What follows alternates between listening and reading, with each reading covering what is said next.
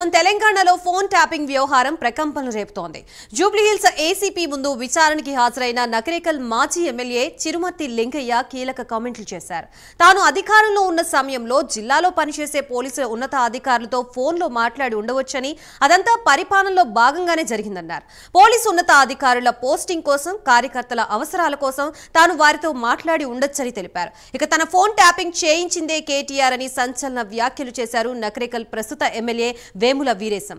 అయినా తన విజయాన్ని ఏమాత్రం ఆపలేకపోయారన్నారు. SIB chief Prabhakar Rao table పై గన్ను పెట్టి తనని బెదిరించారని సంచలన ఆరోపణలు చేశారు ఎమ్మెల్యే వేముల వీరేశం. ప్రస్తుతం ఇదే అంశానికి సంబంధించి మనకి పూర్తి సమాచారం అందించడానికి మా ప్రతినిధి కుమార్ సిద్ధంగా ఉన్నారు. కుమార్. Thank you Gayatri. తెలంగాణలోని సంచలనం సృష్టించిన ఫోన్ ట్యాపింగ్ కేసులోని ఇప్పుడు చాలా కీలకమైన పరిణామాలు అయితే చోటు చేసుకుంటున్నాయి. ముఖ్యంగా ఈ కేసులోని ఇప్పటి వరకు కూడా ఏదైతే ఎస్ఐబికి సంబంధించిన అధికారులు మాత్రమే విచారించిన పోలీసులు తాజాగా ఏదైతే నకరేకల్ మాజీ ఎమ్మెల్యే లింగయ్యను కూడా నిన్న జూబ్లీహిల్స్లో ఏసీపీ అధికారి కూడా విచారించారు. ముఖ్యంగా తిరుపతన్నకి అలాగే లింగయ్యకి మధ్య చాలా మటుకు ఫోన్ సంభాషణ ఉన్న నేపథ్యంలోని ఆ తిరుపతన్నకు సంబంధించిన ఫోన్లో డేటా రికవరీ చేసిన తర్వాత ఇందుట్లో ఉన్న సంభాషణ అలాగే కాల్ లిస్ట్ ద్వారా లింగయ్యకి అయితే నోటీసులు అయితే జారీ చేశారు.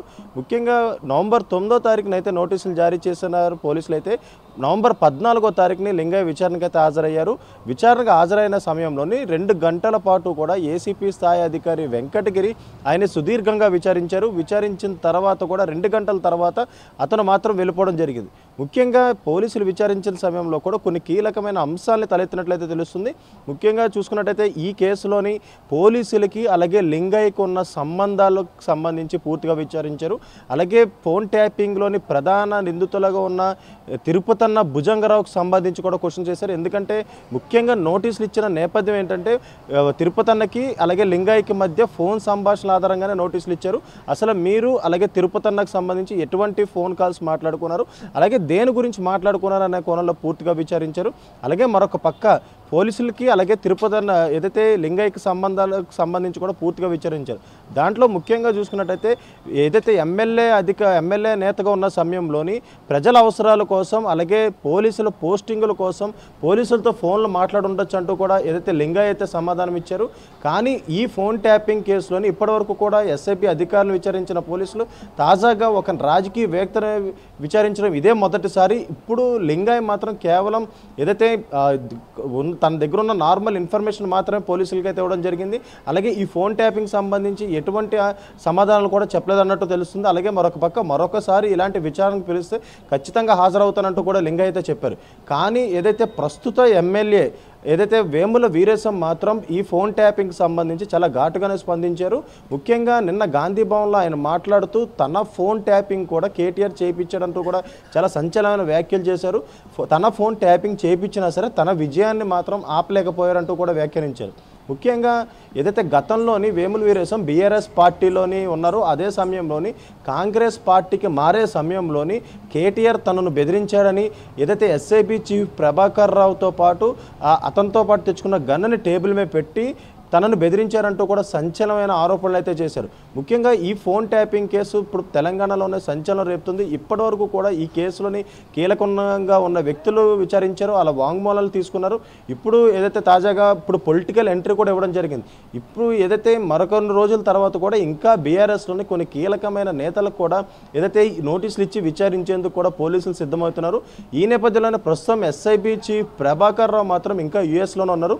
ఎందుకంటే ఈ కేసుకు సంబంధించి చూసుకున్నట్టయితే మొదటగా ఈ ఫోన్ ట్యాపింగ్ కేసు బయటపడిన వెంటనే కూడా ఎస్ఐబీ చీఫ్ ప్రభాకర్ రావు దేశం విడిచి వెళ్ళిపోయారు. ఆ తర్వాత ప్రభాకర్ రావును రప్పించేందుకు కూడా పోలీసులు చాలా విధమైన ప్రయత్నాలు చేశారు. కానీ ఇప్పటివరకు కూడా ప్రభాకర్ రావు మాత్రం ఇండియాకి అయితే రాలేదు. అలాగే మరొక పక్క యూఎస్లోని ప్రభాకర్ రావు గ్రీన్ కార్డు కూడా ప్రస్తుతం పొందారు. ఇప్పుడు ఏదైతే గ్రీన్ కార్డు పొందిన ప్రభాకర్ రావుని ఇండియాని తీసుకురావడం కూడా కొద్ది కష్టమనే చెప్పొచ్చు. కానీ ఫోన్ ట్యాపింగ్ విషయంలోని ఈ కేసు మొత్తం ఒక కొలిక్కి రావాలంటే ఖచ్చితంగా ప్రభాకర్ రావు ఇండియా వస్తేనే ఈ కేసు అయితే కొలిక్కి వస్తుంది. ఇప్పుడు ఏదైతే ఇందులో ఉన్న కొంతమంది వ్యక్తులు కూడా బయటికి రావడానికి కూడా బెయిల్ ద్వారా కూడా ట్రై చేస్తున్నారు. ఇప్పటివరకు కూడా భుజంగరావు మధ్యంతర బెయిల్పై బయట ఉన్నారు, అతను ఆరోగ్యరీత్యా బయట ఉన్నారు. కానీ నిన్న ఏదైతే హైకోర్టు మరొక 4 రోజులు కూడా మధ్యంతర బెయిల్ కూడా పొడిగించింది. అలాగే మరొక పక్క కొంతమంది ఇంకా హైకోర్టును అయితే ఆశ్రయిస్తున్నారు. కానీ వాళ్ళెవరికి కూడా ప్రస్తుతం బెయిల్స్ అయితే రాలేదు. ఒకవేళ ఈ కేసులోని ప్రభాకర్ రావు లేదా శ్రావణ్ రావులు అమెరికా నుంచి కనుక ఇండియా వస్తే ఈ కేసులోని చాలా కీలకమైన సమాచారం బయటకు వస్తుంది. అలాగే గత ప్రభుత్వ హయాంలోని ఎవరైతే ఈ ఫోన్ ట్యాపింగ్లు చేయించారో, ఎవరు ఆర్డర్ ఇస్తే వీళ్ళందరూ ఈ ఫోన్ ట్యాపింగ్ చేశారు, అలాగే ఎలక్షన్ సమయంలోని ఈ ఫోన్ ట్యాపింగ్ని ఏ విధంగా ఉపయోగించుకున్నారు, ప్రత్యర్థులకు సంబంధించిన డబ్బులు ఎలా పట్టుకున్నారు, వీటన్నిటికీ సమాధానం రావాలంటే ఖచ్చితంగా ప్రభాకర్ రావు లేదా శ్రావణ్ రావులు యుఎస్ నుంచి ఇండియా వస్తేనే ఈ కేసును ఒక కొలిక్ అయితే వస్తుంది.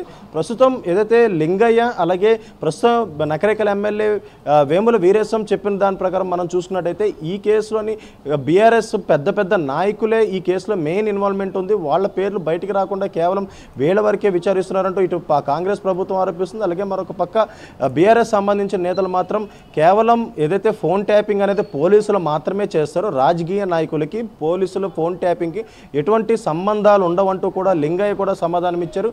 ఇప్పుడు ఈ కేసు కొలిక్కి రావాలంటే ఖచ్చితంగా ప్రభాకర్ రావు లేదా శ్రావణ్ రావులు వస్తేనే ఈ కేసు ఒక కొలిక్కి వచ్చే అవకాశం అయితే ఉంది. Gayatri. Right, thank you Kumar.